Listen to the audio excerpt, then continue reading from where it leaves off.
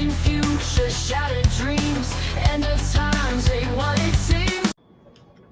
Hello friends, this is Sam Chaney reporting for Weaponized News. Today, October 15th, 2025. If you've got tax extensions, they're due today, just to let you know. On government shutdown day 15. So the government's shut down. Can't go to museums. Most people don't even, it don't bother them. But your taxes are still due. What do we have for you today on the broadcast? We have war everywhere, essentially. President of Peace Trump has declared a war on drugs, a trade war with China. We're all over the place. The ceasefire that wasn't, the truce that wasn't there in Aardvark land, they're still killing people. So that's their definition of a ceasefire, is have big press conferences and headlines all over the world and continue on genociding, you see. Because you can't trust the Aardvark. Sorry, that's just the facts, man. What else do we got today? Pentagon has canceled the press passes of reporters that wouldn't toe the line there and essentially lie for the Pentagon. Oh man.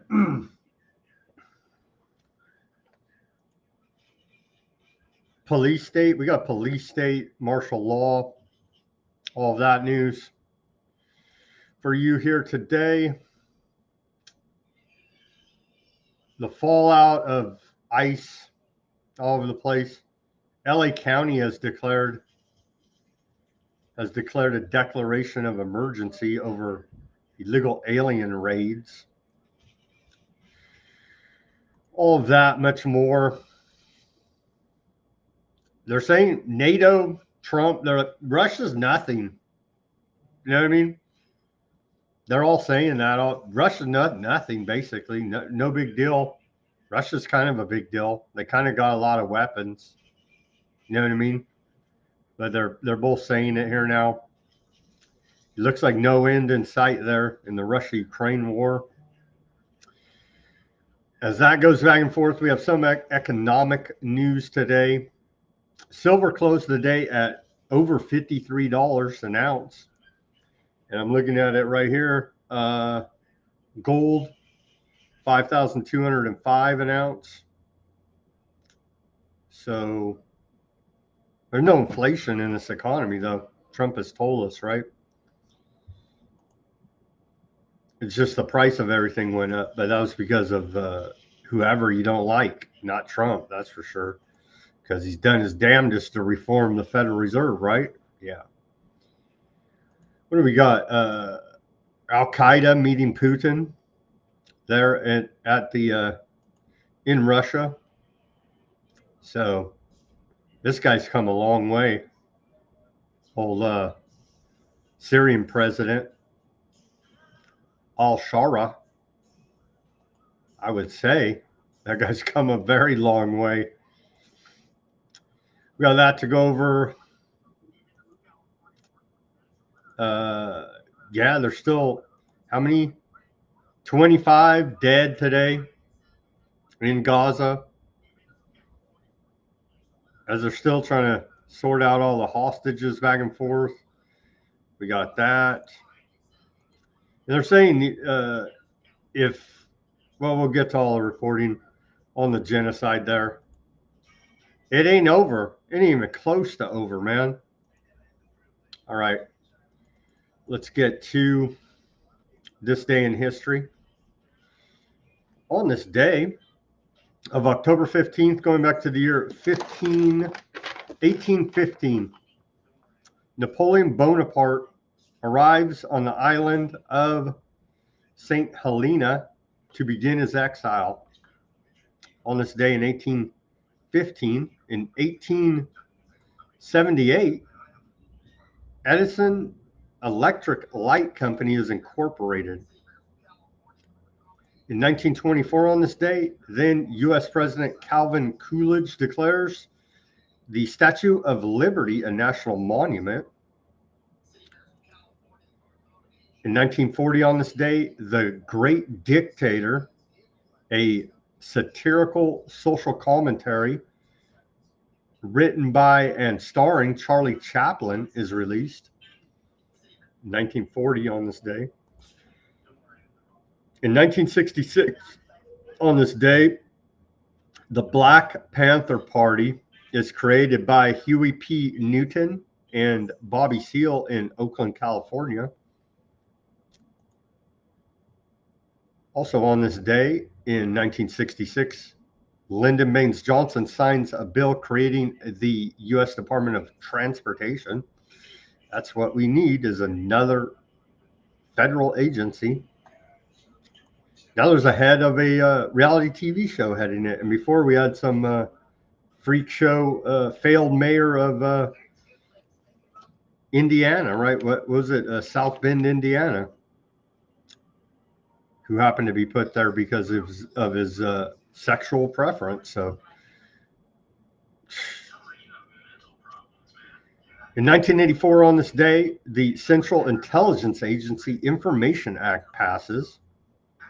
We have more on covert operations by the CIA being signed off by the White House in Venezuela, because we got to get those drug dealers, but they're all at the CIA. No, they're in Venezuela, damn it. Okay, you got me. And in 1990, on this day, Mikhail Gorbachev, president of the Soviet Union, wins the Nobel Peace of Crap Prize. And then what we got on civil liberties? On this day, in our civil liberties, we had a few items. We'll go back to 1963. On October 15th, the FBI on this day circulated a report on alleged communist influence in the civil rights movement that had as its major focus a vicious attack on Martin Luther King. The report was so biased and racist that it alarmed members of President Kennedy's administration, who ordered that all copies be withdrawn 2 weeks later. On October 28th, Assistant Attorney General Burke Marshall later told the Senate Church Committee on January 27, 1975, that the report was a personal diatribe and personal attack without evidentiary support. Assistant FBI Director Alan Belmont had described the report as good reading, conceding that it may startle the Attorney General Robert F. Kennedy. The report was only one of a series of attacks on the civil rights movement and a vendetta against King in particular by J. Edgar Hoover and the FBI. They're keeping America safe, you see. That's why we have the FBI. They've never attacked, spied on, undermined, set up American citizens in their fight for their own civil rights and natural rights. You see, it turns out that's actually what they're there for, is to undermine American sovereignty. And we do appreciate the efforts of the tyrannical FBI. Moving forward in history to 1965, David Miller, first to publicly burn his draft card in the Vietnam War protest. David Miller, a Catholic pacifist, on this day became the first person to publicly burn his draft card to protest the Vietnam War. Anti-war demonstrations were held in 40 cities on this day, with a combined attendance of an estimated 100,000 people. Congress responded by passing a law making burning a draft card a crime, which LBJ signed into law August 30th, 1965. The Supreme Court ruled that the First Amendment did not protect the act of burning a draft card in O'Brien versus United States on May 27, 1968. The decision was surprisingly out of step with the generally strong pro free speech posture of the Warren Court in the 1960s. And then on this day in 1969, the first Vietnam War moratorium, massive protests across the country. Millions of people from around the world participated in protest rallies against the Vietnam War on this day in what was organized as the moratorium to end the war in Vietnam. The largest rally was in Boston Common with an estimated 100,000 people in attendance. Future President Bill Clinton helped organize a protest rally in England. The October moratorium was followed by the even larger moratorium a month later on November 15, 1969. The moratorium and the attacks on President Richard Nixon's Vietnam War policy helped to provoke Vice President Spiro Agnew's famous attack on the news media, which he labeled impudent snobs.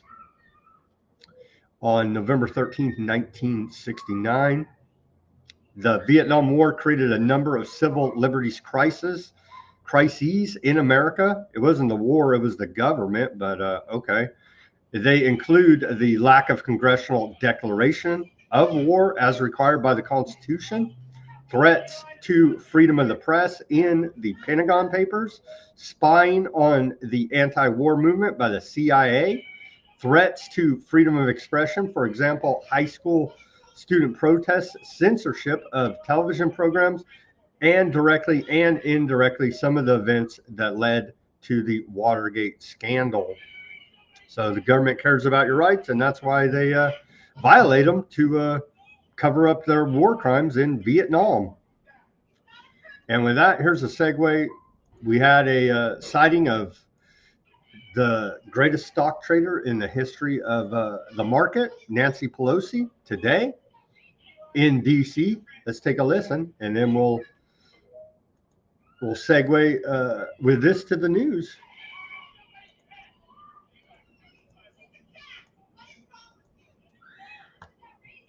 Congresswoman Pelosi, are you at all concerned that the new January 6th committee will find you liable for that day? Are you at all concerned about the new January 6th committee finding you liable for that day? Why did you refuse the National Guard on January 6th? Shut up. I did not refuse the National Guard. The president didn't send it. Why are you coming here with Republican talking points as if you're a serious journalist? The American people want to know. We still have questions. Thank you. Congresswoman. That's right. Shut up. That's how you deal with the press asking questions you don't want to answer. You just turn around and tell them, shut up. You're a Republican talking point.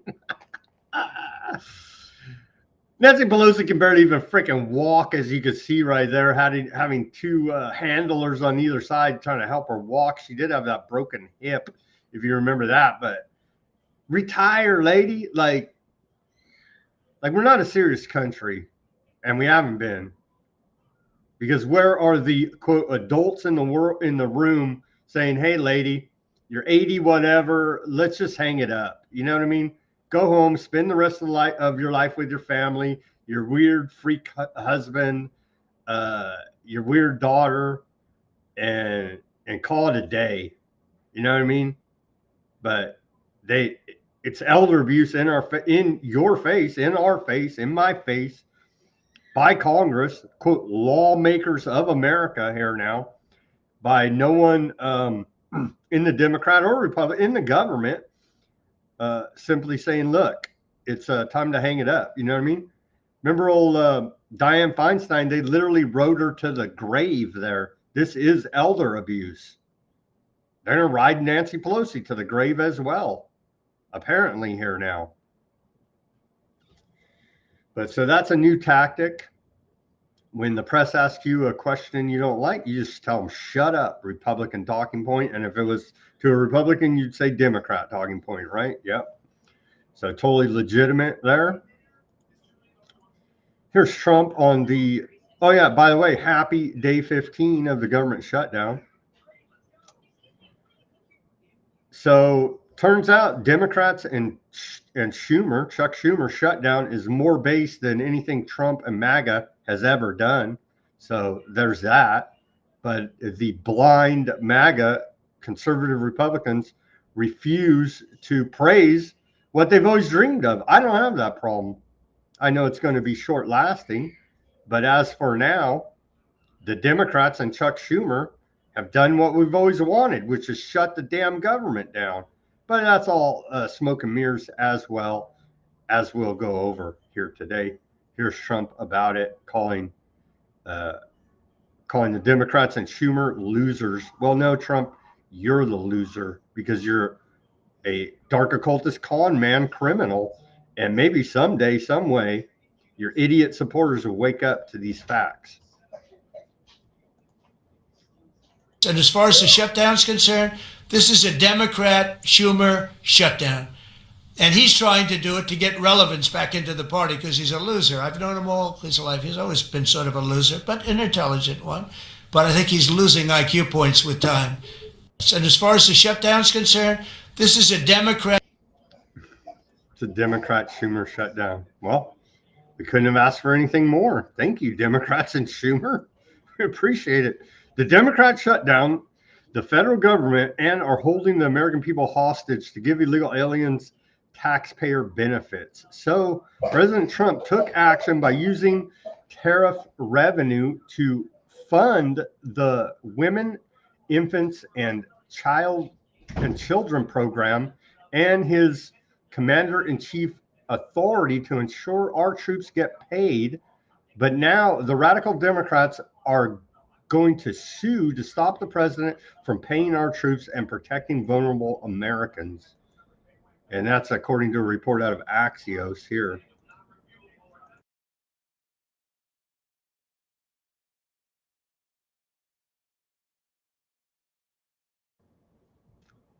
You can see here out of Axios, House Democrats largely told Axios in interviews yesterday night they disagree with Johnson's assessment that Trump's actions are legal. It's almost certainly illegal to move money around. So that's why they're saying they're fighting Trump using the, what did they say, research funds they found at the Pentagon to pay the troops. They just, oh yeah, we don't account for any of the trillions of dollars we have, but there's a secret research project fund that we can go ahead and dig in that and pay the troops. What? Yeah, that's what they're saying. Democrats now want to block the president from funding our troops. This is the newest narrative coming out of the White House today. Here now. What they're saying, House Democrats largely told it, well, we already covered that. Yeah.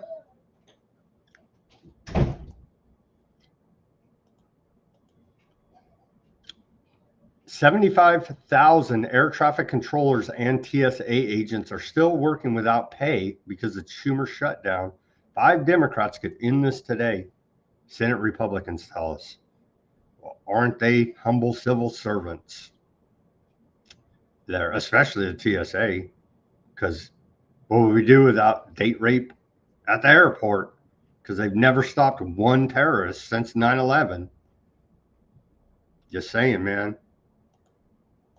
Saying the facts here. The president is committed to ensuring our government is as efficient as possible, and that starts with having an effective hiring process for the federal workforce. Under his new executive order, the Department of Labor is working with, who is this? They should all retire because there's too many of them already.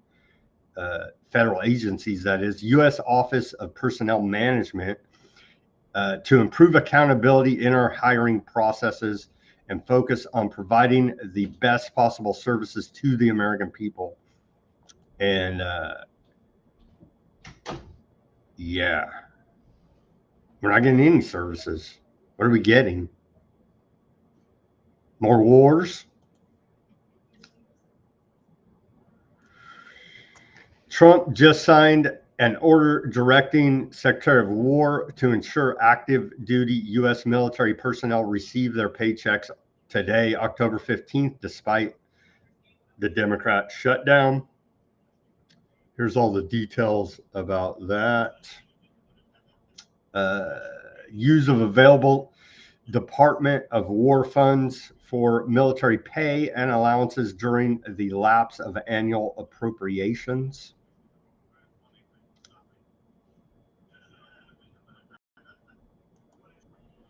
Smart enough to keep paying the troops because they know they don't want to revolt like that on their hands. Hey, we got maybe we can use some of that money from the war on drugs. Here, Trump claims every boat that we knock out, we save 25,000 American lives. The irony of it is that he still praises Johnson & Johnson CEO, a key player in the opioid overdose epidemic here in America, not some alleged Venezuelan drug traffickers, you see. And so the enemy is already behind the gates here in America and being praised by the president as he says, look over there at those dirty Venezuelans.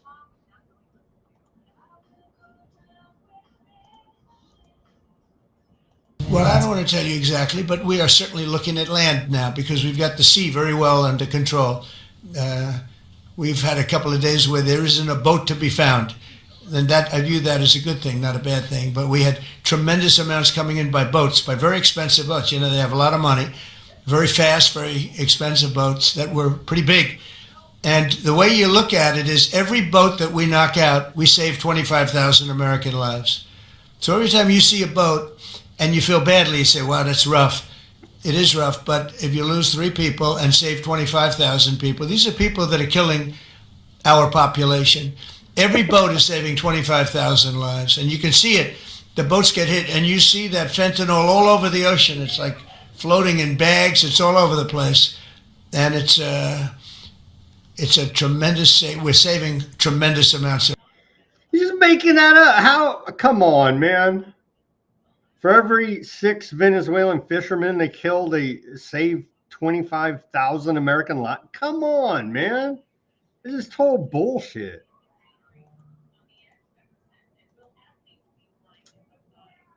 Oh, we're going in, boots on the ground in Venezuela here now.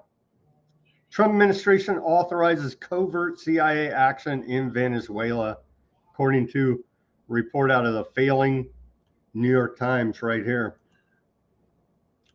The president of peace.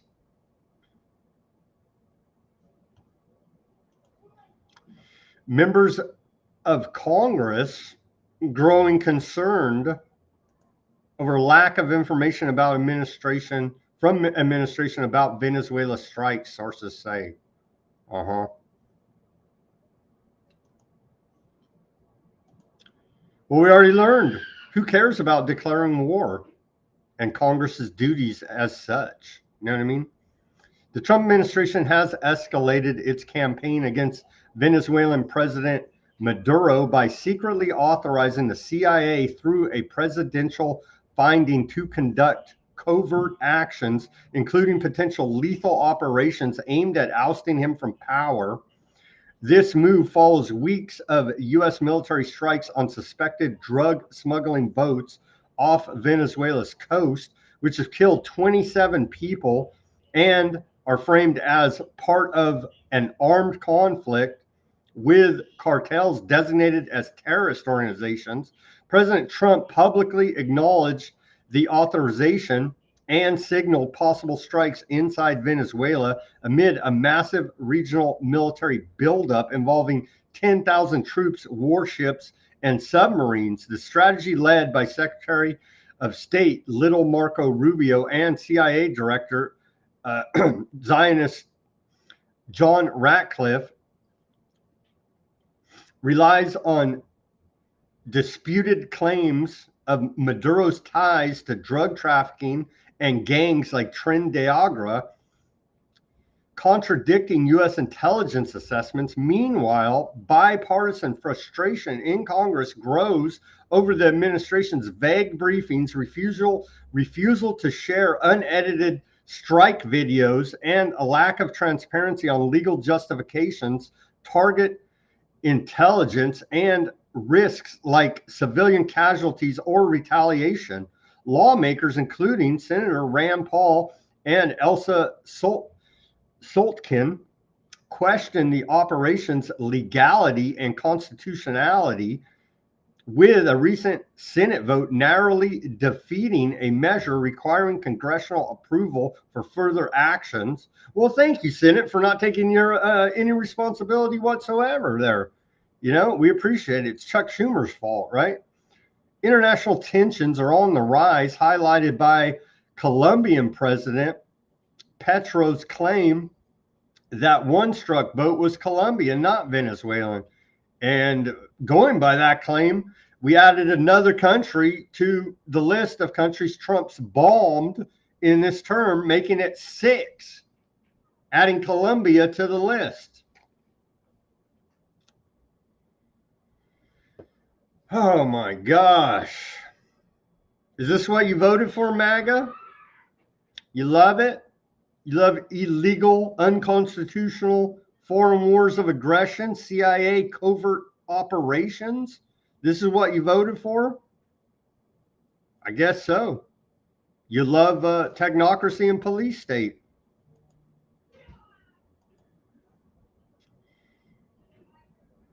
Yeah, we're certainly looking at the land now, Trump says. We played that clip.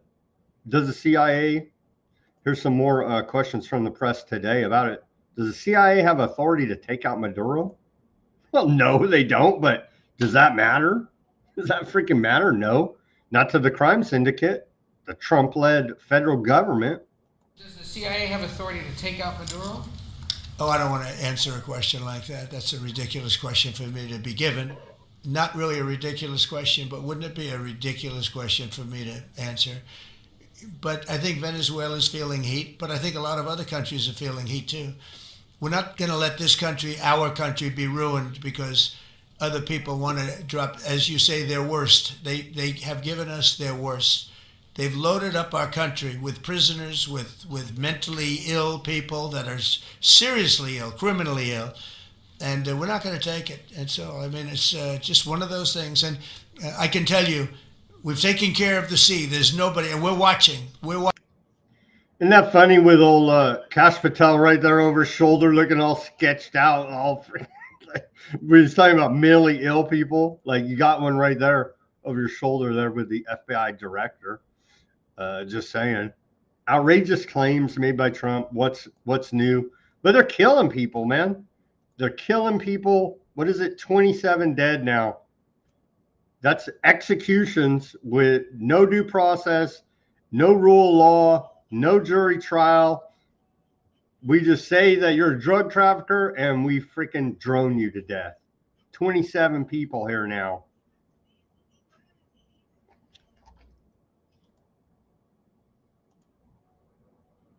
Over the past few years, FBI offices in 50 states made crushing violent crime a top enforcement priority. They rolled out a bunch of law and order propaganda today at the White House. Here's some of it. Just as we are forging peace and stability abroad, we're also restoring peace and safety and stability at home. And you see that in Washington, D.C., maybe better than any place, because we got there, and within 12 days it was very good. And within 30 days, it's been as safe as any city in the country. It's been great. Took out 1,700 people, got them out. These are career criminals in many cases, and people that shouldn't have been allowed in by the Biden administration. Historically, the summer months have been a time when violent crime soar, as you know, but not under President Trump. Today, we're announcing the results of a sweeping law enforcement effort known as Operation Summer Heat. We were in many cities that people didn't know about. Again, talking about himself in the third person. Come on, dude. Some of the comments here, shout out to Denver. He was on yesterday's show. When we had a good connection, the show went pretty good. So I apologize again for yesterday's connection there with Denver. But Denver gave us a great breakdown yesterday about a major motivation there in West Asia is all the energy that we should not forget. They're not only religious radicals, fundamentalists, just bloodthirsty in general. They do have underlying motivating factors to their actions, which are the natural resources and seizing those natural resources in that area, which we went over yesterday, that we should not forget as being a very primary motive for the ethnic cleansing genocide program going on over there in West Asia right now. Continuing here. Oh yeah, this is a great day, says Todd Blanche. Who's this guy? Attorney General, Deputy Attorney General, on the historic results of summer heat. Oh yeah, we just love the police state and the feds everywhere. But Epstein, huh? There's no Epstein. They haven't arrested anyone. I guess they charged Comey, whoop-de-freaking-do, for lying to Congress, right? Literally everyone in the Biden administration should be arrested, especially in the Department of Homeland Security, in the Border Patrol, in the ICE. Oh, they still all work there. Oh, I see. Huh? Yeah. Well, they're cracking down on those street criminals. Let me tell you. Here's Deputy Attorney General Todd Blanche telling us how wonderful the Trump FBI is. Thank you, Mr. President. So this is a great day, and I think there's stats that the director talked about which are important, but I want to give two examples of what summer heat has done that actually will apply hopefully to everybody in this room. The first is for over 4 years during the last administration, there was a hotel in a town, the middle of a town in Alaska, that was being run as a drug den. There were over 1,000 calls to 911 over four and a half year period. There were multiple violent crimes, drug dealers, overdoses, and murders at this one hotel, ruining a community. Summer heat went in there. Where the hell are the local cops? You know what I mean? Oh, they're all corrupt and in on it too? Oh, okay.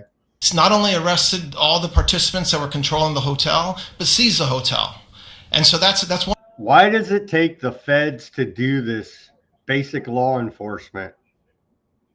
One example of what summer heat means to everyday Americans that just want to live in peace. The second example is a large narcotics trafficking group that was selling fentanyl in the state of Washington. They were shipping fentanyl using commercial aircraft, putting fentanyl pills and powder in suitcases, flying them from the southwest border, mostly Arizona, all the way to Washington. It had been going on for an extremely long time, and the entire organization was arrested. And I say those two examples because it's easy to look at the board and see 1,000 arrests. How much different is our communities now compared to the past 4 years? But there's actual life examples. Every one of these arrests means that our streets are safer, and that's because of the work of this administration. Yeah, and Johnson & Johnson and Purdue Pharma and the whole rest of them literally laughing in your face.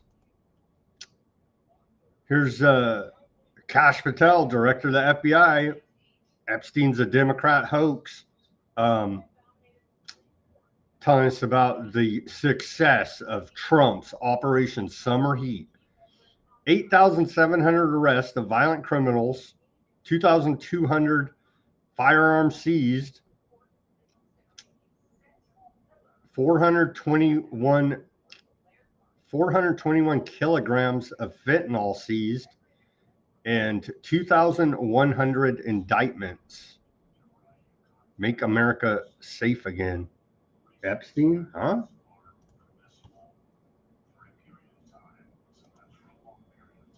Highlight some of the outstanding work that the men and women of the FBI have been doing.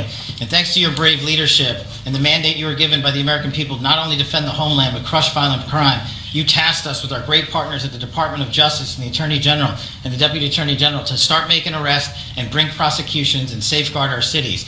And you said it, this is just the beginning. In just 7 months, I hope the media takes a look at every one of these charts because these are the best numbers for fighting crime in U.S. history, and it's only 7 months in. And to do that, our vehicle to do it of choice was Operation Summer Heat, which the FBI architected to go after violent criminals. And in just a 3-month span, you had 8,700 arrests of violent criminals. You had 2,200 firearms seized off the streets permanently to safeguard our communities. You had 421 kilograms of fentanyl seized. Just to put that in perspective, that's enough to kill 55 million Americans alone. You had 45,000 kilograms of cocaine seized, and thanks to our Department of Justice partners, you had 2,100 indictments in 3 months from June to September alone. Mr. President, that in and of itself would be historic for a 4-year presidency. You did that in 7 months because you let good cops be cops, and you partnered us with the right people at the Department of Justice to put the handcuffs on and bring them to court and put them in prison. Not impressed. Yay, police state. So here it is. Here's their here is their little chart and all their data. And again, where are the local cops on this? That's my question.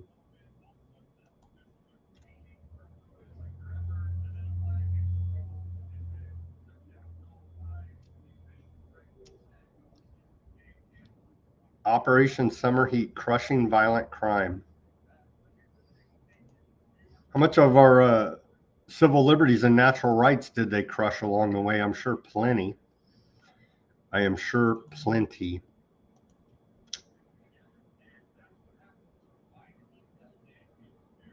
So they're claiming here now, since the start of the Trump administration's second term, the FBI has arrested over 23,000 violent criminals.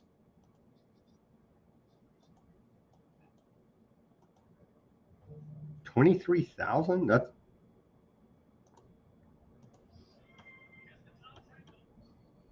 Since the start of the administration, the FBI has arrested over 23,000 violent criminals, more than double the number arrested in the final year of the Biden disaster. The FBI has also destroyed or severely disrupted more than 170 organized criminal enterprises and gangs, 1,600 of the most violent gangs, and confiscated over 6,000 illegal firearms. And they've tracked down and arrested 4 fugitives on the most wanted list. 4 of the most wanted. Actually, 2 of them were the most wanted fugitives in the world. another guy they made president of Syria. Well, we got some comments here where they say, why is Trump's tie bigger than cash? I don't know. Probably some power move that he's trying to do there. And Jeffrey Epstein definitely didn't kill himself. Well, they're saying he does not, isn't like basically didn't even exist. It's all made up hoax. Despite Democrats' government shutdown, ICE arrests continue over holiday weekend. Well, thank God for that. Without pay, our law enforcement arrested the worst of the worst, including child sex abusers, murderers, violent repeat offenders, and drug traffickers. All that's well and good, but what about just your run-of-the-mill? We're still not even at the run-of-the-mill deportation for simply breaking our immigration laws. They're way underneath any kind of quota to get the 20 million. I guess that's the official number. I don't even know what the official number is. Let's just say 20 million. It's probably more than that. We're not even close, right?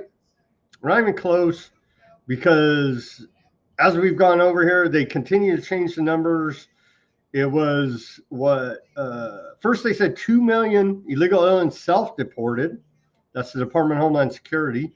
Then they said it was 1.6 million, and 400,000 were deported, equaling 2 million, right? As we're tracking the lies coming out of this government. And so they're still not just doing the basics here now. Promises made, promises kept. We're waiting for the mass deportations, and they're just not happening. Propaganda for Make America Great Again here. I do like this image. That's why I made it a thumbnail from the Department of Homeland Security. Of course, their unconstitutional agency that shouldn't even exist. The Homeland We Seek to Defend. Fall Football Classic by Andy Thomas. That is a very classic painting there. Fall Football Classic. But they have to soil everything, politicize everything here now. Your government. More on the Antifa domestic terrorists. This woman is just a freaking robot here. Spokeswoman for the police state, essentially. Of action outside the buildings. I don't think we hear enough about who's inside the building. Yeah. Who are you taking into custody? Who are you apprehending? Is it the worst of the worst? It is truly the worst of worst out of this Broadview processing facility. It's a processing facility, so these people are only in there for about 72 hours, but we are processing members of drug cartels, drug traffickers, MS-13 gang members, Trend Arago. We've had murderers, we've had child pedophiles in and out of that facility. We're making sure to get them into hardened detention facilities once they're processed at that Broadview facility. But it really is stunning when you're seeing these protesters, you're seeing these agitators, and you're seeing these politicians giving our law enforcement hell for protecting these facilities and actually protecting these detainees so they can get to the detention facility through their due process and out of this country. The worst of the worst. So you don't worry about the violation of your rights. They're getting the worst of the worst, you see. And Denver said maybe the hotel was an intel op. Yeah, MK Ultra, anyone? The government wouldn't do that. They wouldn't set up a drug hotel and then run experiments on people, would they? Oh yeah, that's kind of their thing.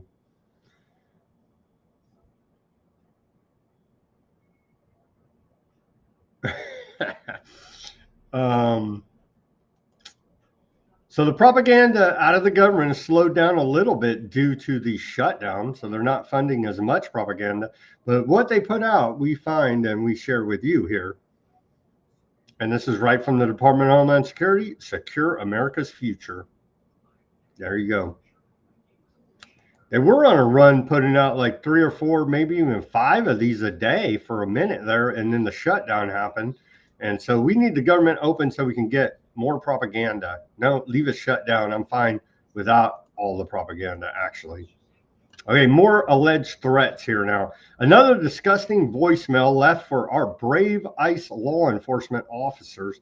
The vile rhetoric of sanctuary politicians comparing ICE day in and day out to Nazi Gestapos, the secret police, and slave patrols has consequences.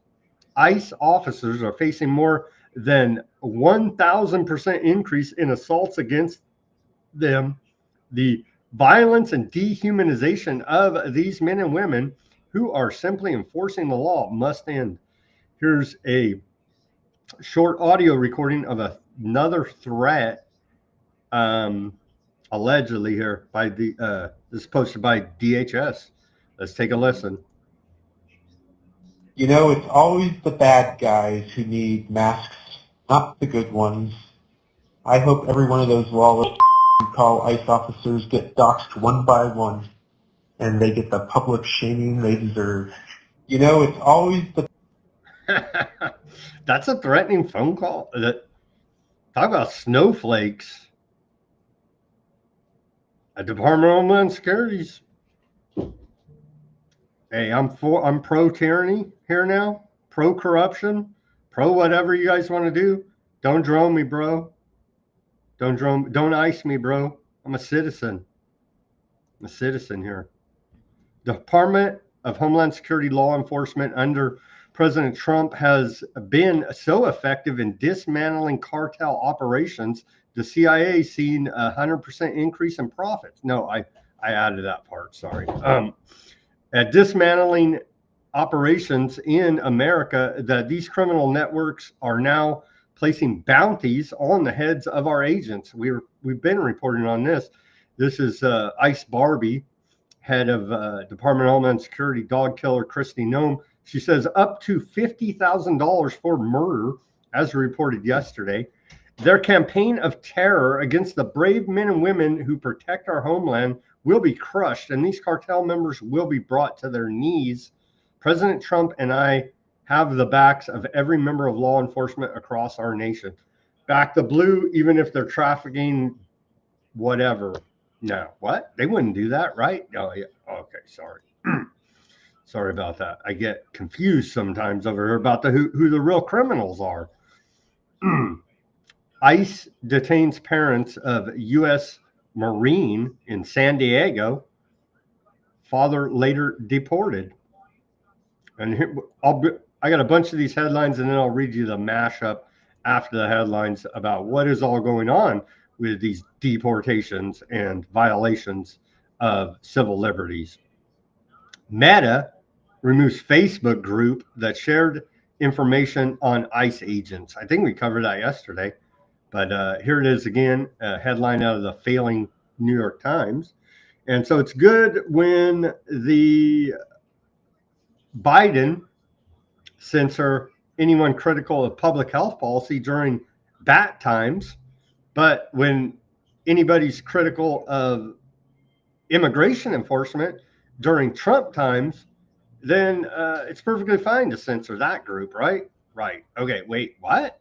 Yeah, the government's still weaponized against you and still censoring the interwebs and still leveraging these fake social media companies, which are an arm of the intelligence agencies, to go ahead and censor people. So there you go. It's still all weaponized against you, despite the show hearings put on by old Jim Jordan there.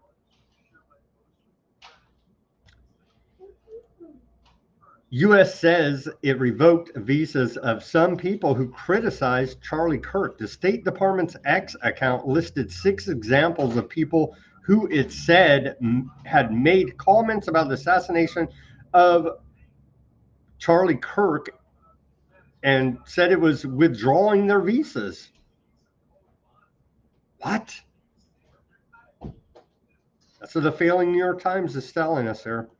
And again, we'll get to the mashup here and put it in some more context of these headlines. ICE is cracking down on Chicago. Some Chicagoans are fighting back. Here now, here's some, they've turned it into a real war zone over there now. A hellscape, as Trump would say. Deploying tear gas here now in the streets. Of course, this is making America safe by terrorizing local communities with military forces, you see. There you go. Throw some more tear gas. There you go. That's how you keep your community safe. And again, aforementioned LA County Board of Supervisors has approved emergency declaration over immigration raids. And so they do love declaring their emergencies, don't they? So it's an emergency against our own government. We're seeing like this is like secession, essentially.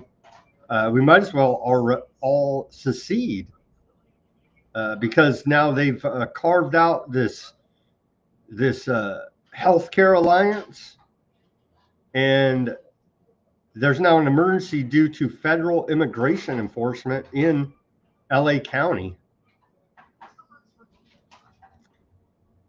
El Paso family claims Border Patrol killed their dog during search. The cops are famous for this, right? Coming in, guns drawn, all paranoid, on wrong information and killing people's animals. Cops love that shit. Here's the dead dog. Well, the dog was, didn't have his papers.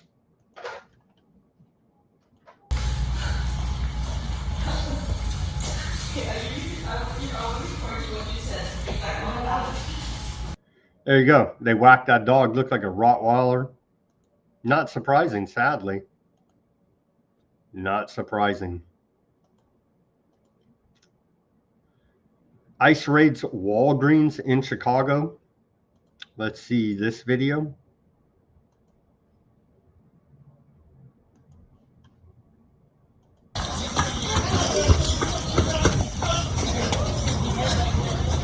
Fuck out of here! Real Americans don't want to! Get the fuck out of here! You fucking Nazi! Get the fuck out of here!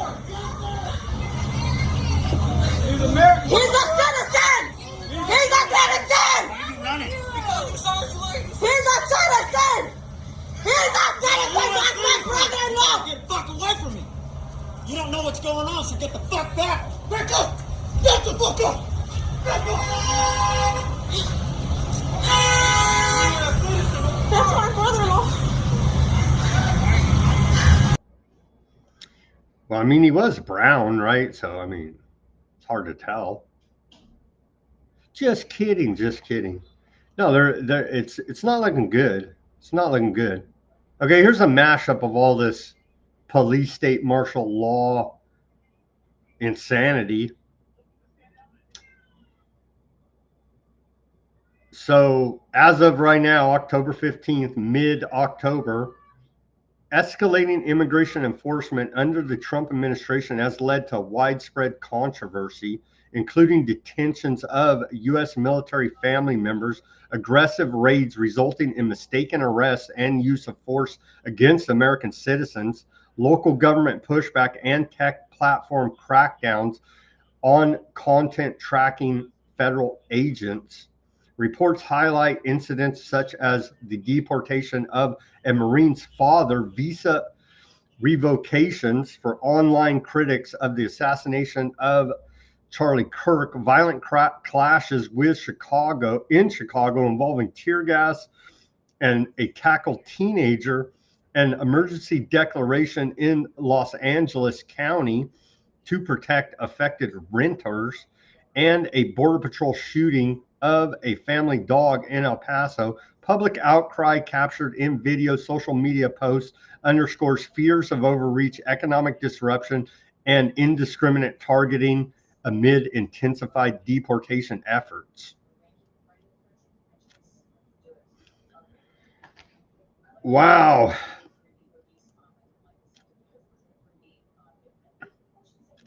Trump administration considers refugee system overhaul, granting priority to English speakers, white South Africans, and Europeans who oppose migration or support populist political parties, according to a report out of the failing New York Times.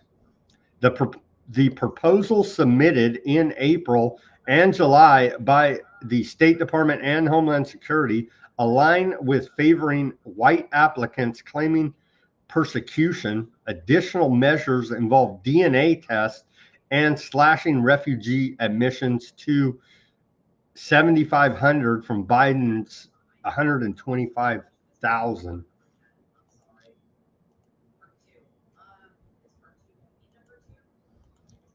And then, well, the Department of War has declared a war on the press.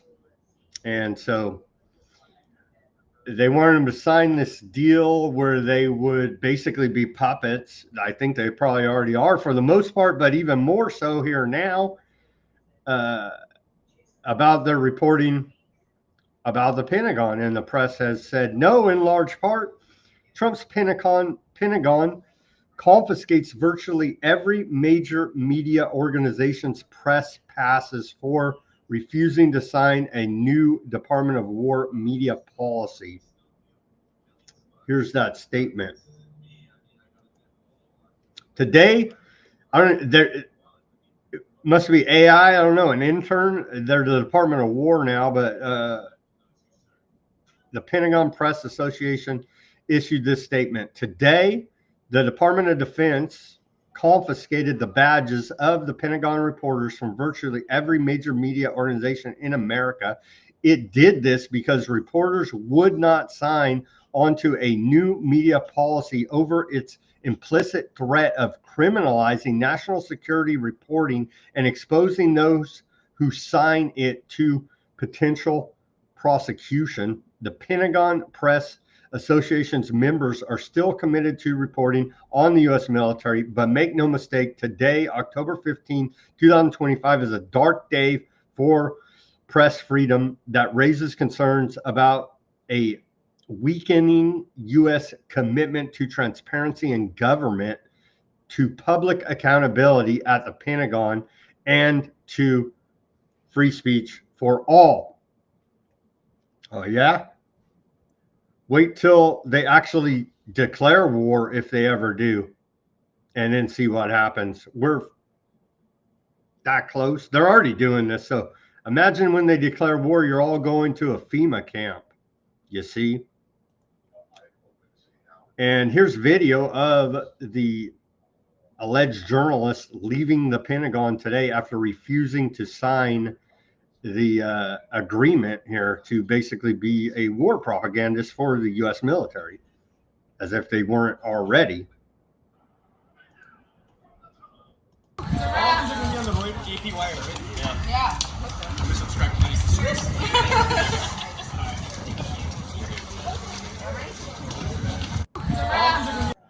There was a little pushback here and there at the Pentagon. We haven't seen no Zionist Tammy Bruce for a while, have we?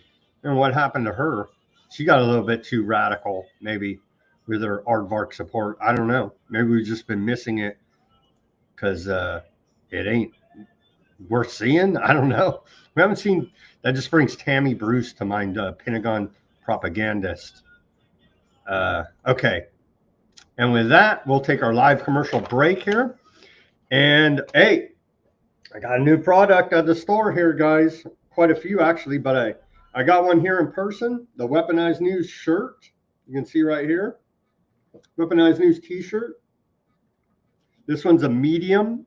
Got this for a sample. I'll probably wear it too. But we got these shirts right here, you can see.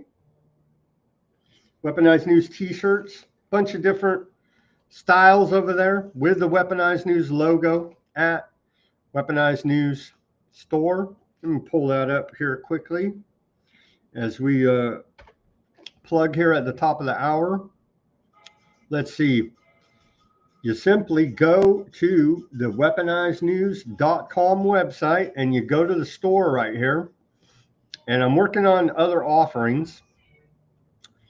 And you can see right here, we have our pet ID tags, cats, dogs, whatever kind of pet. A few books here. Forbidden Masonic Objects Planted in the Founding of the U.S. That's always a good one. Some more here. And then our gear that I just rolled out and officially launched on Monday. And due to guest and I don't know, I felt uncomfortable kind of with guests on the show plugging my stuff, but it's just me today, so I'm going to plug like hell. Christmas ornament, a hoodie right here, and a beanie for the cold weather.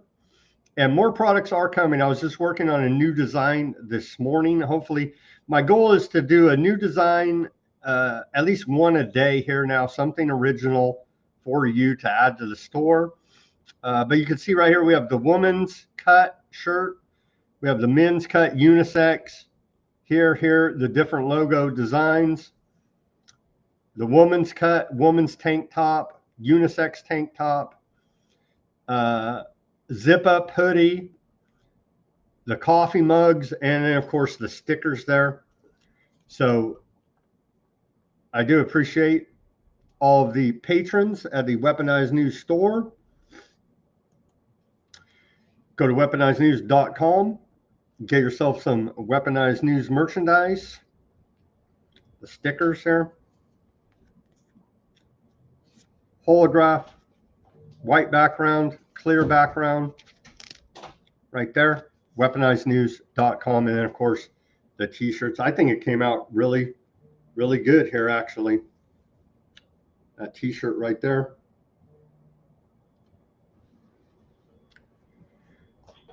I do appreciate all the subscribers, donations, and patrons to the store. Now let's hear a word from our sponsor, and we'll be back with the second half of the show. Again, reminder, today is your tax extension deadline for filing, October 15th. So be aware of that. Here's a word from our sponsor, Abazaba Enterprises. Running a small business feeling overwhelmed by numbers and paperwork? Abazaba Enterprises has your back. Our expert business solutions include accounting, QuickBooks support, payroll, taxes, and top-notch consulting. Let us handle the details so you can focus on growing your business. Business Solutions Accounting, QuickBooks, Consulting, Payroll, Taxes. Call 559-577-9250. Call Abazaba Enterprises today at 559-577-9250 for stress-free solutions. And we're back. Welcome back to the second half of Weaponized News on this October 15th, 2025 Wednesday edition. Thank you for joining us. What are we at? We in the first half of the show, we went over how we're in a drug war now. The CIA is doing covert operations in Venezuela. We may see troops on the ground, how the immigration enforcement by the federal agency has led to a myriad of civil rights violations, and they're not nearly meeting up to the order of actually deporting, mass deportations as were promised. They're just simply not happening. There's a lot of propaganda out there pumped by the government. They keep changing their numbers on us, and so we can't trust any of their data at this point. And so that's a little bit about what we covered in the first half of the show. On to the second half, let's get to the economy. Whirlpool Corporation today announced a plan for a $300 million investment in its U.S. laundry manufacturing facilities. How about this? How about this idea? We go back to basics, bare basics of 2 buttons, on, off, not all this smart everything.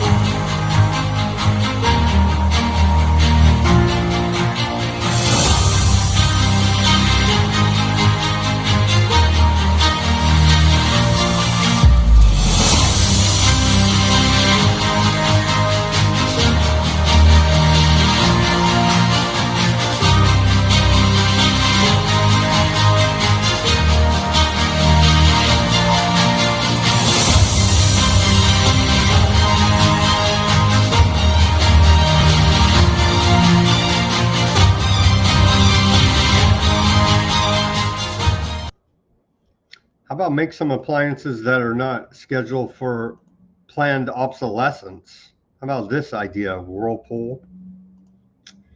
GE Aerospace CEO Larry Culp announces $30 million workforce skills training program. There you go. Big part of the military industrial complex there. And then, yeah, we're in a trade war with China. You know what I mean? Trump has announced it today. Kind of a big deal. So now you are not going to be able to get your kid those 40 plastic Chinese dolls for Christmas. You're going to get 4 again here now because we're in a trade war with China. Here's Trump announcing it. Mr. President, you're meeting with President Xi in a few weeks. Yeah. If you can't come to an agreement or a deal at that meeting, are we in for a sustained trade war with China? Well, you're in one now. If you didn't know, we're in a trade war with China.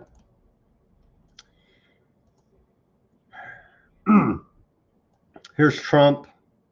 Trump reiterates that Indian Prime Minister Modi has promised him to stop buying Russian oil. Sure, dude. I don't want to destroy his political career, okay? But you have to understand, I've watched India for years. That's a very quiet clip, so we won't play it, but that's what he said in that clip, essentially. And remember the narrative is that India buying Russian oil is fueling the Russian war machine. And so that's why we must stop it and tariff India and potentially have a trade war with them. I do agree with these sentiments by Trump. And all we want from President Putin is stop this. Stop killing Ukrainians and stop killing Russians, because he's killing a lot of Russians. And all we want from President... He says stop killing Ukrainians? I don't know. Close enough, I guess. But I do agree with that sentiment from Trump. Okay, hey, who says you can't make it in this world after you already, had a bad rap, I guess? I don't know. How do you... I'm still trying to wrap my mind around this, but it does speak to the fact that they're all working together, right? How the hell is this guy, Ahmed al-Shara, former Al-Qaeda and ISIS head in Syria, now president of Syria, how he's now a world leader? He's president of Syria. He's met with Trump. He's spoken at the UN. Now he's meeting with Putin, the most evil man in the world. Not Al-Qaeda, Putin, of course. As they're negotiating now what Russia's presence in Syria, militarily and otherwise, will be, if any. And so what a rise. I mean, talk about a success story. You go from a $10 million bounty on your head by the federal crime syndicate to now speaking at the UN and meeting with all these high-power world leaders. Anyhow, I'm still quite struck by it. But again, it just speaks to the fact that it's actually intelligence agencies running this whole program.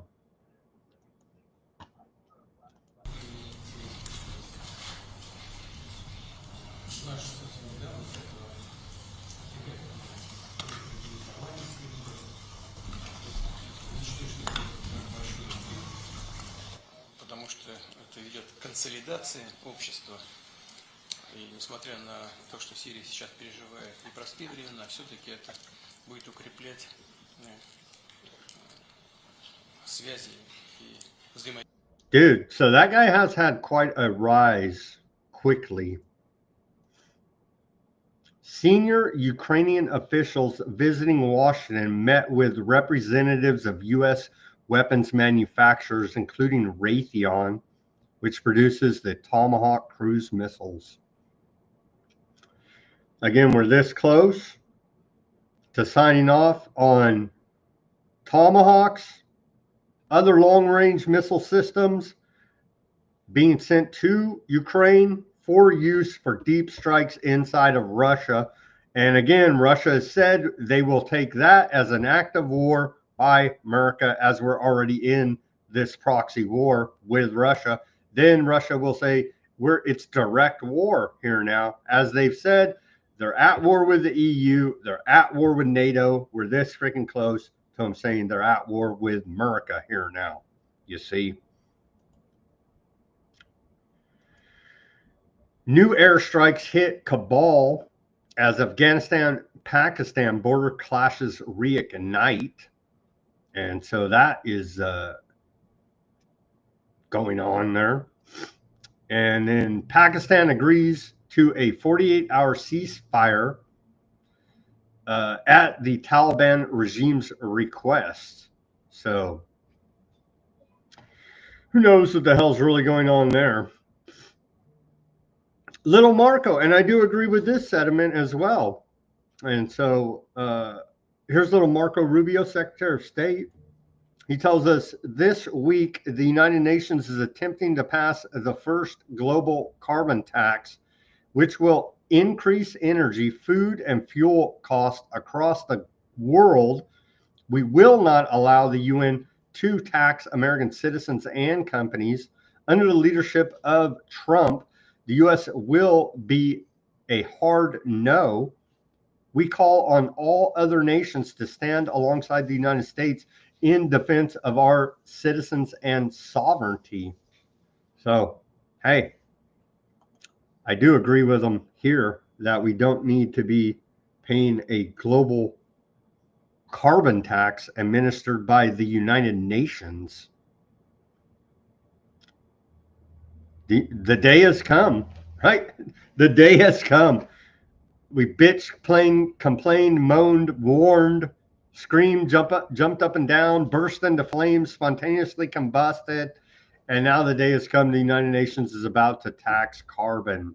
You see, so the day is here because no matter what puppet politician you elect or they select and you think you elect in our fake democracy, rigged up system over here, it don't matter, you see, because the one world government agenda will continue as we march toward 2030, 2050, net zero carbon emissions.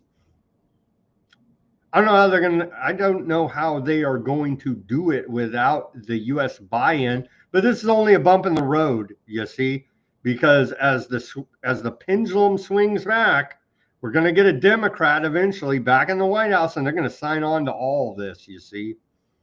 And we're screwed because this is the Great Reset. This is the one world government agenda, UN Agenda 2030 and beyond.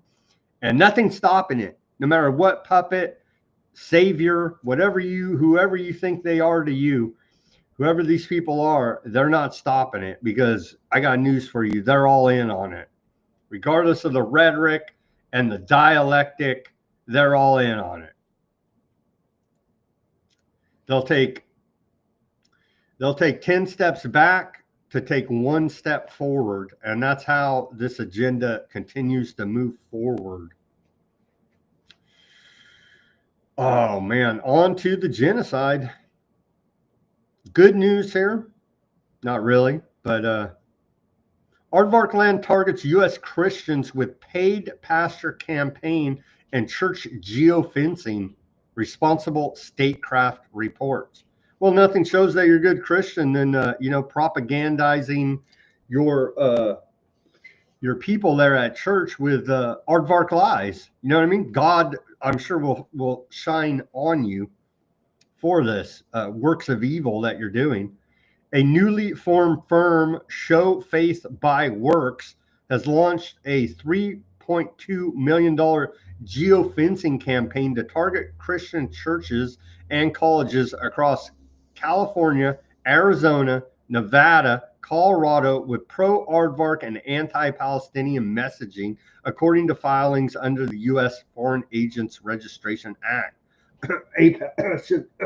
Register, excuse me.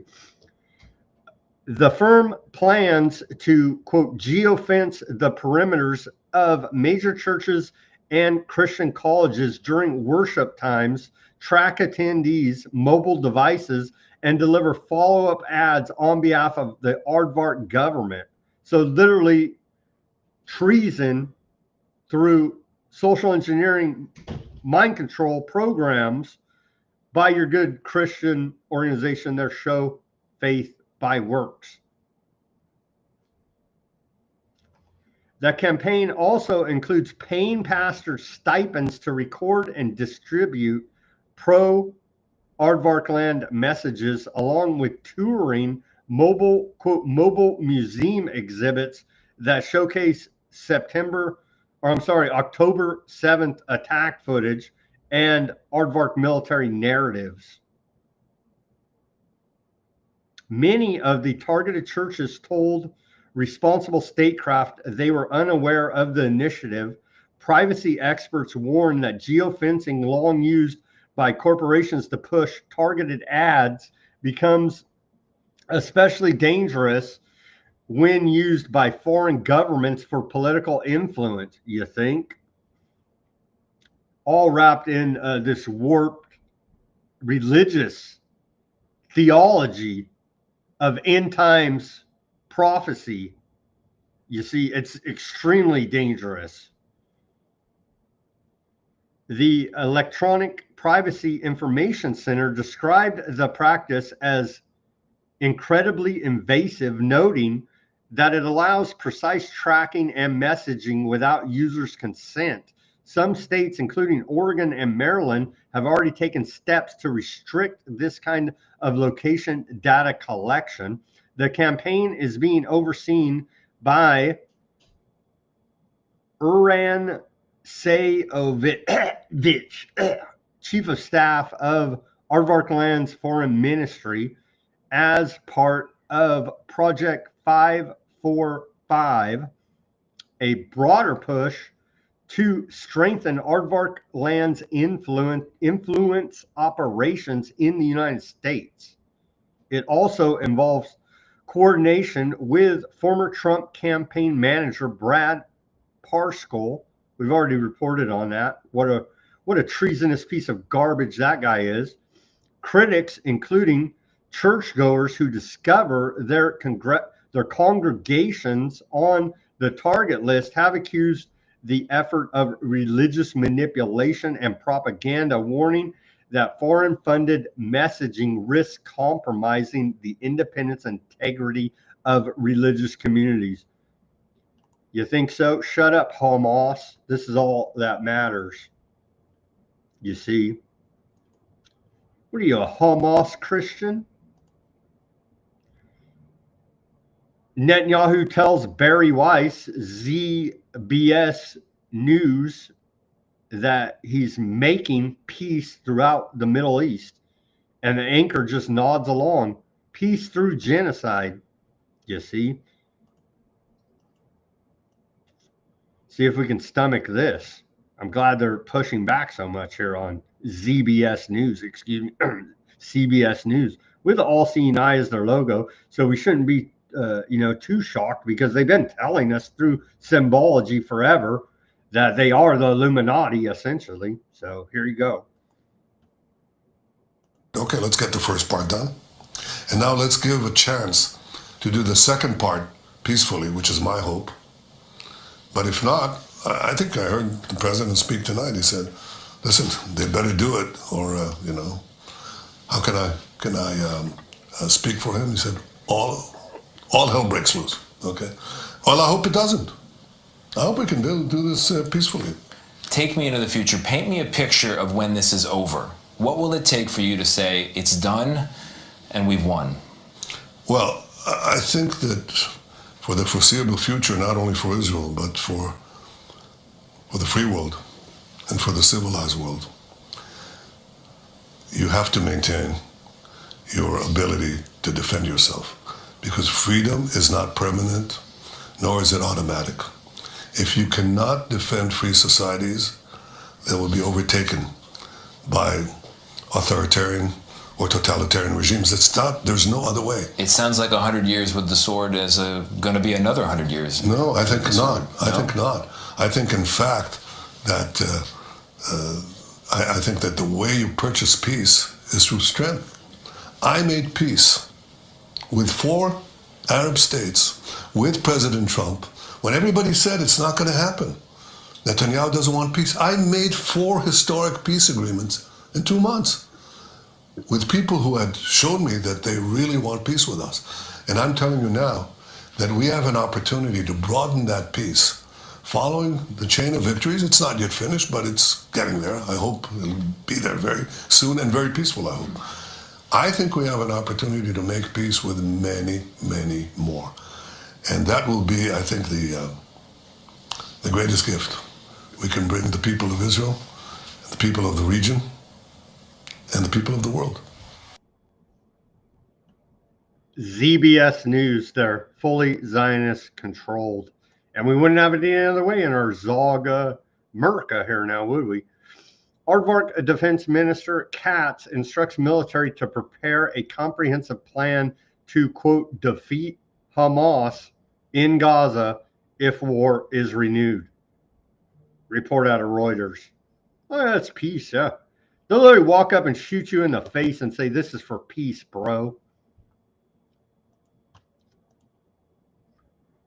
Gaza Health Ministry says that 25 dead have arrived at Gazan hospitals, and 16 recovered from underneath the rubble, with 1 dead from those injuries and 35 injured in the last 24 hours.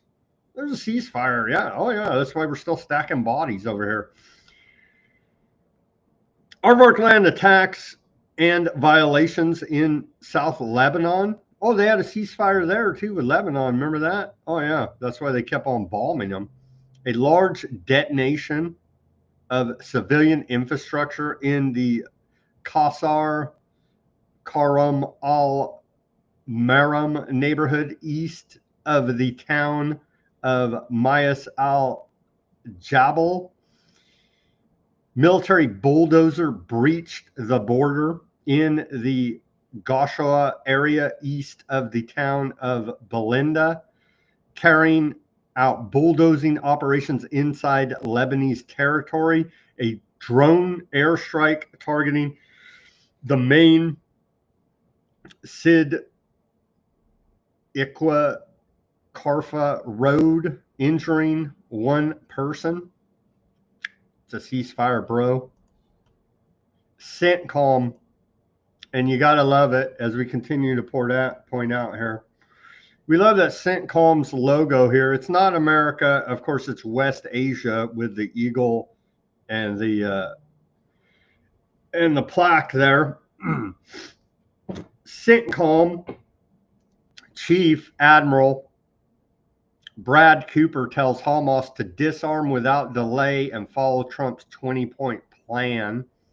We strongly urge Hamas to immediately suspend violence and shooting at innocent Palestinian civilians in Gaza, in both Hamas-led parts of Gaza and those secured by the IDF behind the yellow line. We reported yesterday, they whacked how many? It's hard to even keep track. 7 or 9 Palestinians for crossing that yellow line. We got a map of it. I'll show you coming up here. This is an arbitrary yellow line, and how would they know where the yellow line is? This is an historic opportunity for peace. Hamas should seize it by fully standing down, strictly adhering to President Trump's 20-point peace plan, and disarming without delay. We have conveyed our concerns to the mediators who agree to work with us to enforce the peace and protect innocent Gazan civilians.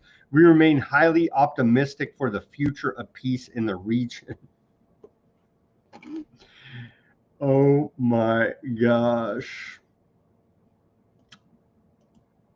And here's Trump. Trump's saying the number 70,000 dead Palestinians. I think it's a lot higher than this. We'll get to some of that. But here's Trump saying the number 70,000. Look, so we have the living hostages all back. They returned some more today. It's a gruesome process. I almost hate to talk about it. But they're digging. They're actually digging. There are areas where they're digging and they're finding a lot of bodies. Then they have to separate the bodies. You wouldn't believe this. And some of those bodies have been in there a long time. And some of them are under rubble. They have to remove rubble. But there are graves, and some are in tunnels that died in tunnels that are way down under the earth. And the tunnels are like 3 feet. Can you believe it? 3 feet high. They lived like this for a long period of time. It's a horrible atrocity. At the same time, we, meaning Israel, but I knew everything they were doing pretty much. I knew most of the things they were doing, but they've killed probably 70,000 of these people, Hamas. And I said, it's time now. So we'll see. So there you go. Trump's admitting he's complicit in genocide right there. Start issuing international arrest warrants for him.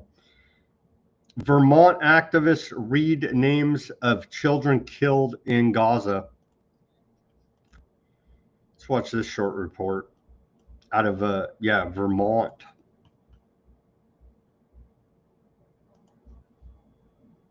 Today on Church Street, the group Vermonters Against Genocide and Apartheid read out the names of every child under the age of 2 who was killed during the war in Gaza.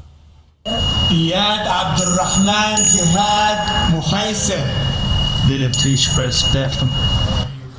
Bells were ringing as those names were read. Activists were calling for Vermont companies to divest from Israel. They hope people who walked by heard their message. They believe the grassroots effort can make change. I believe these are the fundamental causes of what's happening now, is this kind of long-term dehumanization leads to the ability to kill mass numbers of people without thinking of them as human. And so we think that to get to the root causes is really important, not just for an end to this war, but for an end to injustice in Palestine. Nichols says that reading all of those names took them 5 to 6 hours.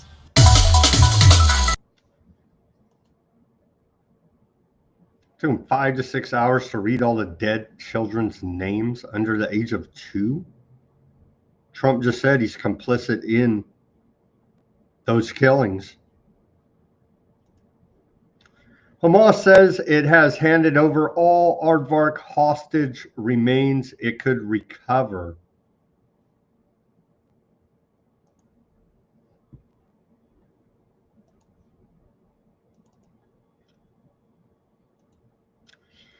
A leadership source in the Palestinian resistance, it's reporting out of Al Jazeera now, says that, quoting the leadership source of the Palestinian resistance, the body the enemy claims is not aardvark belongs to a soldier captured in a resistance operation. The capture of the soldier and the transfer of his body into a tunnel were carried out by the Qasem brigades during an operation in Jabila camp in May 2024. So they're saying they got the wrong guy. Here is aardvark hostage negotiator saying some aardvark hostages are impossible to find due to being buried under rubble after being killed by aardvarks. Huh? Yep. They care about the hostages. We spoke to Israeli hostage negotiator Gershon Baskin, who told us that the reality is some bodies sadly may never be recovered. Somewhere in this landscape of ruin and loss are the bodies of the remaining hostages. There are two things that we have to be aware of. Many of the Hamas commanders who were responsible for burying these Israeli hostages are no longer alive. They were killed by the Israelis. And the second thing is that there are thousands of Gazans who are unaccounted for, who are believed to be buried underneath the rubble of buildings that Israel bombed. We spoke to Oh, you don't say.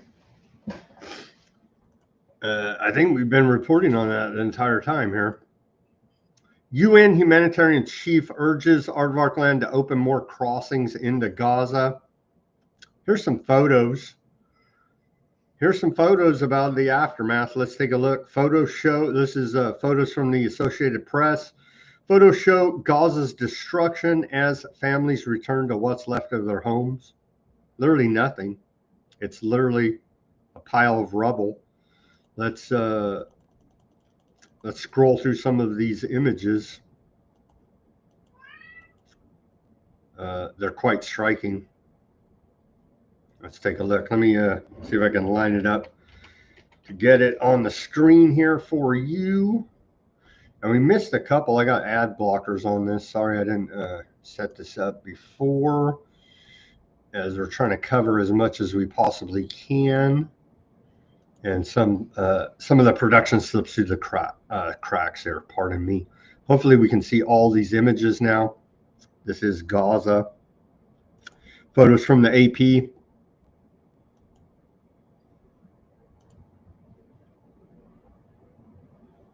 We can get it lined up here so we can see the whole image. Close these ads out. Whatever. We'll scroll through these images so we can see. Get it. Now what?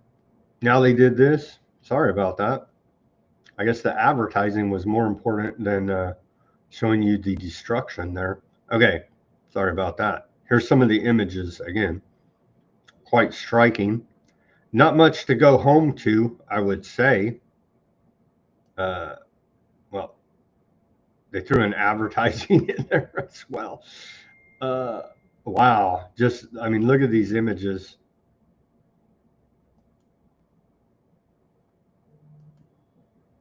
They're Hamas, all of them, right? Hamas buildings, Hamas children, Hamas, Hamas, Hamas.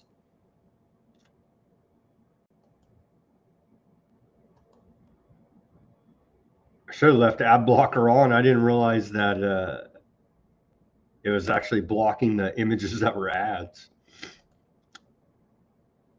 But yeah, wow. Talk about leveling a place.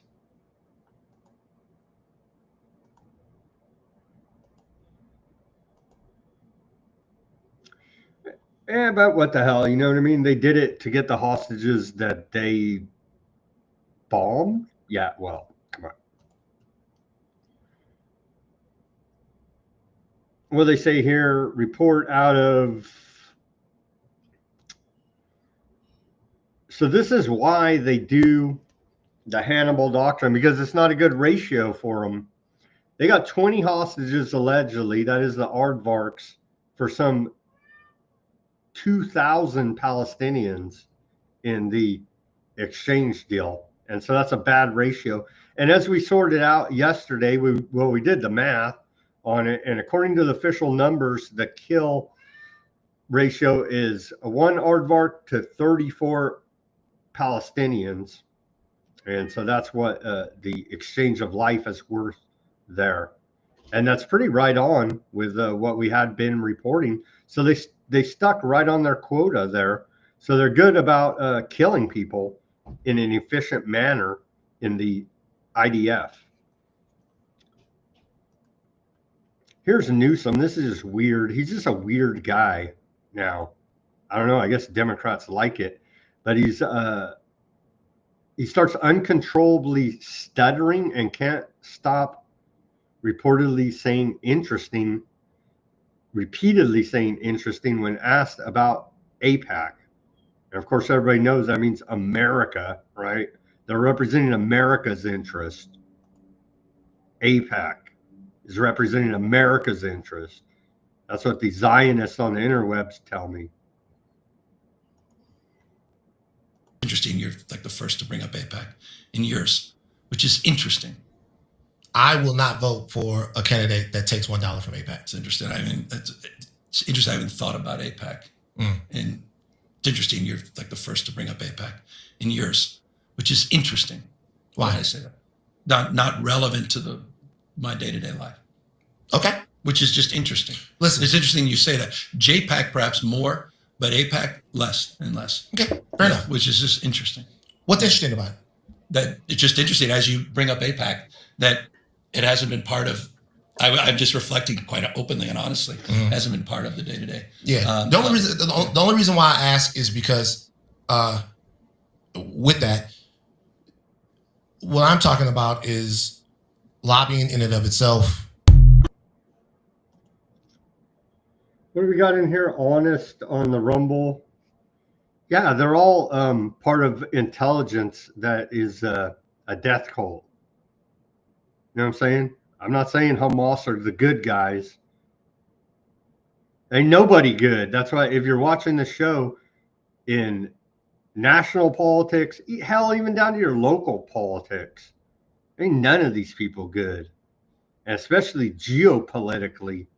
None of it's good. None of the official narrative's true. It's all run by intelligence agencies.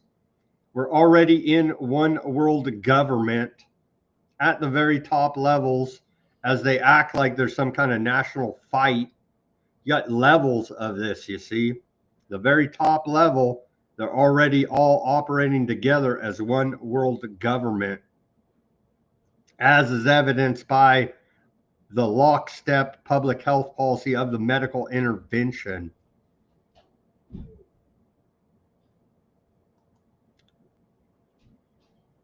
So Hamas is not good. IDF is not good. None of them are good because they're killing people, you see. It's basic stuff.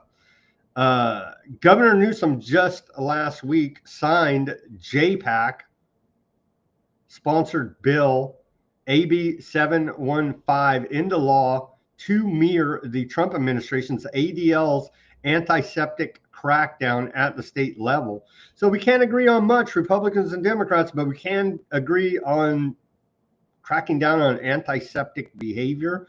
The bill establishes an antiseptic czar to oversee all K through 12 public schools and aims to suppress criticism of aardvarks as a form of discrimination.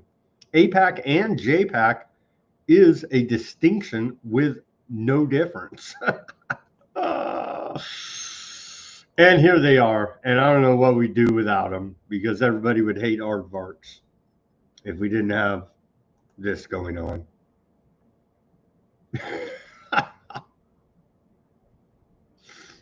Wow.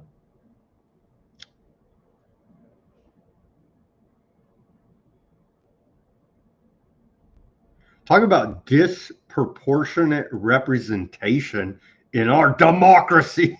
It's just so ridiculous. Yeah, well, aardvark forces shoot and kill a Palestinian man on Red Cross Street. So there's a truce, but they're still shooting and killing people. Where do we got an article from the Council on Foreign Relations here, a guide to Gaza peace deal. And I wanted to show you guys the map, because if you step over this line, well, they'll whack you anyway, but especially if you step over this line, they're going to whack you, as they've been. So think of that. And as we talked about yesterday with Denver on the show, how the hell these people don't know? They don't know where the hell this yellow line is. They're over there like laying in rubble, whatever, trying to figure out if they have any worldly possessions that are not freaking dust at this point. And they're like wandering around in the desert, essentially, trying not to get shot. And they're like, if you step over this line, you're definitely getting shot. It's just freaking crazy. On October 10th, aardvark forces withdrew to an agreed-upon line that kept them in control of 53% of Gaza. The White House plan includes 2 future aardvark withdrawals to around 40% and 15% of Gaza territory. The final stage keeps a security perimeter around the enclave. So they're still in prison. They're still in this open air prison. Now they just get to live in a pile of rubble instead of maybe a halfway decent place. And we showed it from the White House. Let me see if I can dig that up real quickly here for you. But we're on this line right now. You cross this line, you're getting whacked, right? And you're getting whacked even if you don't cross this line in many cases. Let me try to pull this up. I think I did see it. I was trying to find it yesterday on the fly here for you, but let's maybe I can see it better here today quickly, hopefully, and find you that map again. Or we're gonna have to dig it back up from the White House, where we have all the different. The heck did I put it? I just saw it too earlier today. I should have grabbed it then. The heck is this map? It's important because people are dying. People are literally dying because of this map now. They're saying, well, they crossed the line. You know what I mean? It's like, what? How the hell? Oh, here it is. Here it is. Found it right here. Okay, here it is. Here it is. Okay, let's take a look at this. So the yellow line, as we showed on that other map by the Council on Foreign Relations, you can see here the yellow line So it's kind of redone. This is right from the White House. Trump end of Gaza war plan. And you can see right here, IDF. Well, let's take a look and see if we can see them side by side there. Sorry I didn't get this a little bit prepared better for you. Well, that didn't work. I'm going to see this. That's a slide from, well, there's the Council on Foreign Relations map. See if we can get this back up here. Where the heck is it? Okay, here it is. See if we can see this side by side. So it's pretty close. It's pretty close. Yeah, the yellow line, I guess it is. It's pretty close there. Little cutouts, but basically about the same. So you got the IDF current line of control there. Then you have initial withdrawal hostage release. That's the phase we're at now.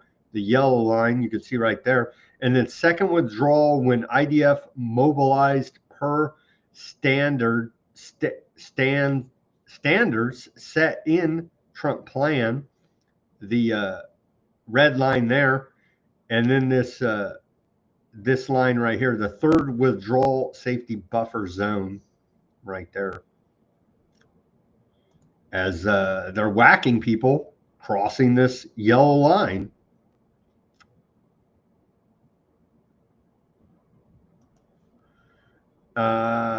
Okay, here's a mashup of the Council on Foreign Relations article, a guide to Trump's 20-point Gaza peace plan.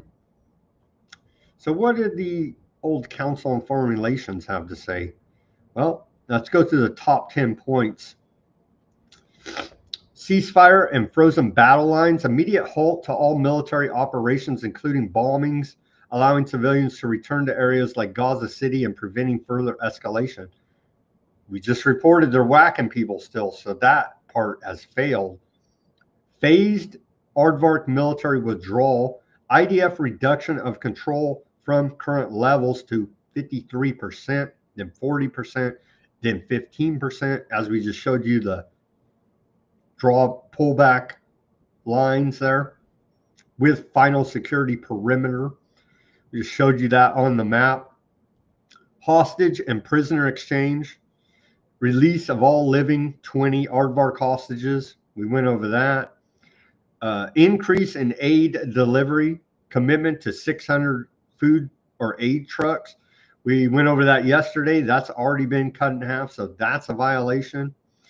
Formation of International Stabilization Force, multinational force involving U.S., Arab, and other partners to provide security, train Palestinian police, and facilitate IDF handovers during transition. Imagine that. The IDF training Palestinian police. Wouldn't surprise me. How they train U.S. local police, if you didn't know. Transitional government structure, establishment of a temporary apolitical Palestinian committee under an international, quote, board of peace led by Trump with reforms preparing the Palestinian Authority for future governance. Demilitarization of Gaza, independent oversight for destroying military and terror infrastructure, including a weapons buyback program to create a terror-free zone. It's almost laughable. It's so tragic and horrible. Economic redevelopment plan. Oh, who talks about that?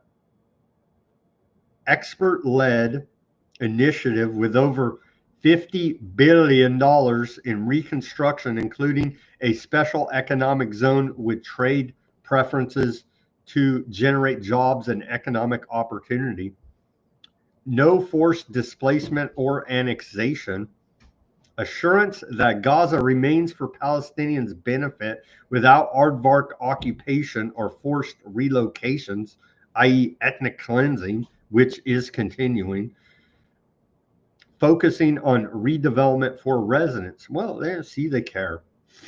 pathway to self-determination, U.S. facilitated dialogue toward Palestinian statehood aspirations post-reform, with regional guarantees and interfaith efforts to shift narratives on peace.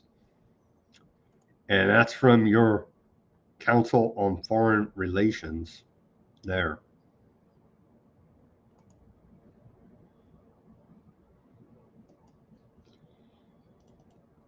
All right, and then our last story to report for the day.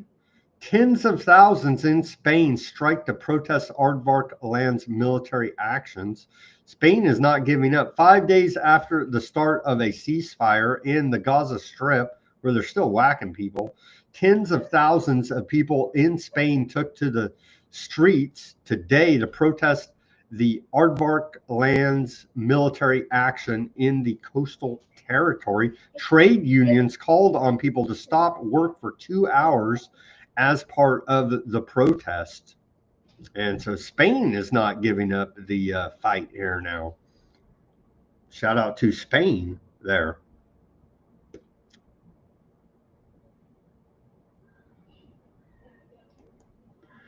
And with that, we're going to wrap up this Wednesday edition of Weaponized News. Thank you for joining us. We've learned today we're in a trade war with China. We're doing covert CIA actions in Venezuela. We've killed how many? 27 alleged narco drug traffickers, according to the lying government. That we've just whacked them. Hey, they were bad guys. We could prove it in a court of law, but we don't need that because we've declared them narco terrorists, and so we just whack them now. You see? And we learned that the peace deal there is total BS. They're still whacking people. As I said, they would. And I wanted to be wrong about that. And so MAGA will cheer on the police state martial law in any war. That we're in a new ramped up drug war. We're in a new ramped up trade war. Trump is complicit in genocide, admitting as much.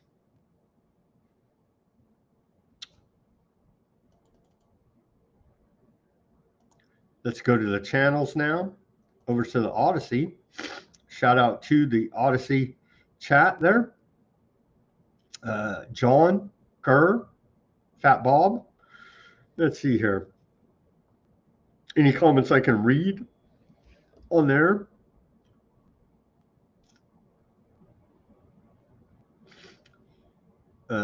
Let's see. John says, I have to assume there is some subliminal messaging going on that influences television audiences. The flicker rate, for one, of the television, we know, puts you in a put your mind in an alpha state similar to sleep. That's true. That is indeed true.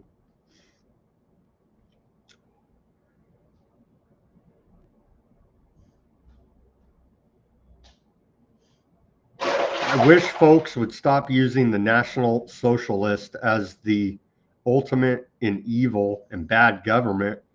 These a-holes with badges in this country might be worse. It might be.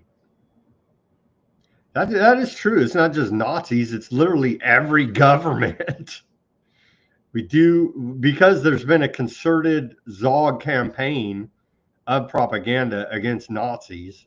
And I'm not saying Nazis are good guys either, but let's take a look at the IDF, the Soviets, America, so on and so on. None of them are good. And once you work for the man and kill people for the government, it's all bad, man. It's all bad. If the U.S. government was legitimate, they would launch attacks on the UN and the bankers behind the UN. Indeed there, John. Indeed. If Trump was legitimate, Mr. American Patriot, the greatest president in American history, he would pressure the Congress to repeal the Federal Reserve Act, and then he would send the FBI to go arrest the head of every major bank in the United States. And they would take the issuance of currency and credit and put it back underneath the Treasury Department. If any of this was legitimate, which it's not, or those actions would happen. Thank you for tuning in on the Odysee, keeping that chat lively. Thank you for tuning in on the Rumble, as always. Appreciate it. Lively chat there. Who did we have in the chat? We had Pamela, Denver, Ruckus. I did see a few other newbies, Honest, jumping in there. Stick around, Honest, and we'll do the deep dives to explain our position here at Weaponized News. But it takes it's a deep dive, man. It's a deep dive and a lot of research to break the mind control. So thank you guys for tuning in on the Rumble and keeping that chat lively as always. And the YouTube, I've seen an uptick. I don't know what's going on YouTube, but we've had an uptick in viewership, and we appreciate it over there on the YouTubes as we're trying to toe the line and not violate their ever-changing community guidelines. So we do appreciate the audience on the YouTube as we're growing there, surprisingly enough. They took some of the clamps off, it appears, however so slightly it may be. We hate Trump YouTube and we hate Putin, and that's wonderful, right? Right. Okay. Thank you very much, YouTube, for that. So thank you guys.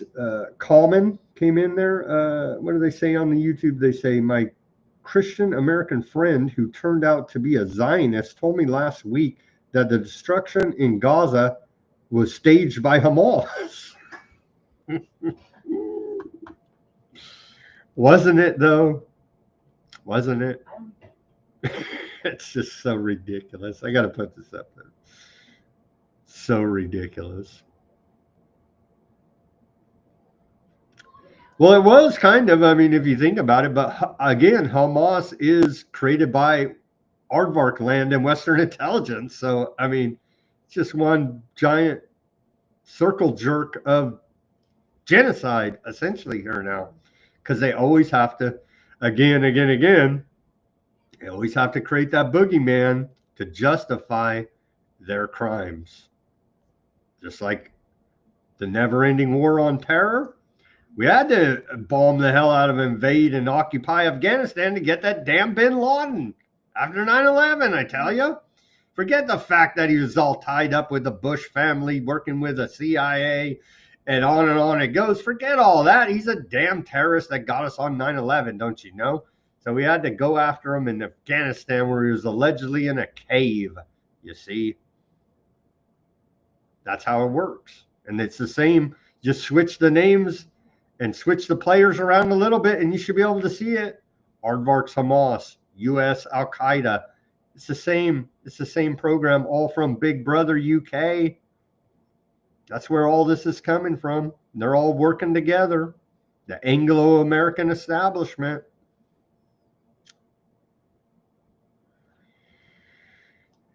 It's tiresome. I hope people would wrap their minds around these facts. It's facts. Okay, I'm not speculating. I'm not making this stuff up. It's facts of the matter. This is how the world works. Thank you for tuning in on the YouTube, the Kick, the Facebook, the Twitch. And with that, we're signing off on this edition of Weaponized News. As always, everybody do your own research, peace, love, and freedom. Speak out and take action. Have a great rest of your Wednesday evening, and we'll be back here tomorrow.